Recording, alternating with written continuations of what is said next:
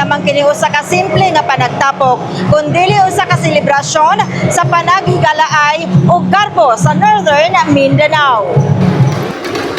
Bukidnon, diin ang kabugnaw sa hangin, nagdala og kahayahay usa ka gabii sa kadungganan ug paghiusa ang giandam alang sa mga bisita gikan sa tibuok Rehiyon 10. In all the times that I've been here in Region 10 for 7 years now, this is the best hosting of the Regional Athletic Association meet.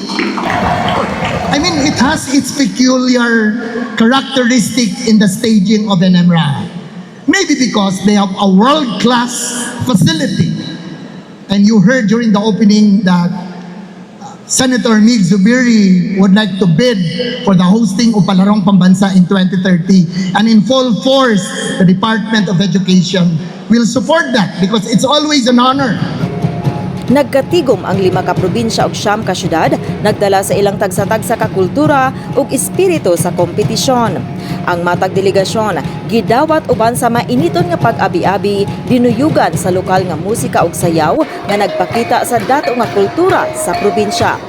Kini nga gabii usa ka pahinumdom nga ang dula dili lamang bahin sa kadaugan kundi panaghiusa sa katawhan.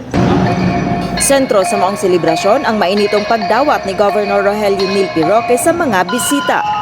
So as we come together for this Governor's Night or the NMRA Meet, it's a wonder opportunity to recognize not just the athletic prowess we are about to witness, but the immense dedication, hard work, and spirit of unity that each of you embodies.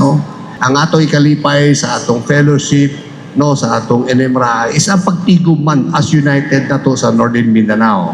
So bringing together representatives from various cities and provinces, this event is a living testament to what we can achieve when we stand united in purpose and passion.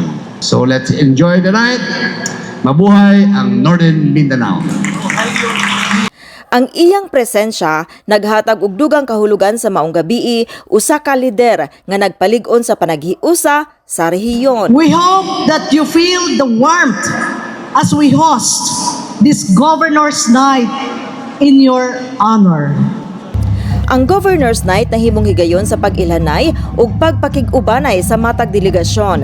Dinhi nakita ang katawa, pakighinabi ug panag-amigo nga milabaw pa sa kompetisyon. Ang matag pasundayag nagpakita sa talento ug kultura sa Northern Mindanao, usa ka rehiyon nga puno sa garbo ug kadasig. Labaw pa sa usa ka panihapon, ang maong gabii nahimong simbolo sa panaghiusa. Nagkalain-laing lugar apan usa ang tumong, ang pagbalig-on sa panaghigalaay ug pagdasig sa matag atleta nga mohatag sa ilang labing maayo nga mga kahanas ug abilidad. Sa matag pahiyom ug pakpak, ang Governor's Night nagpabilin nga handumanan sa usa ka gabii sa panaghiusa.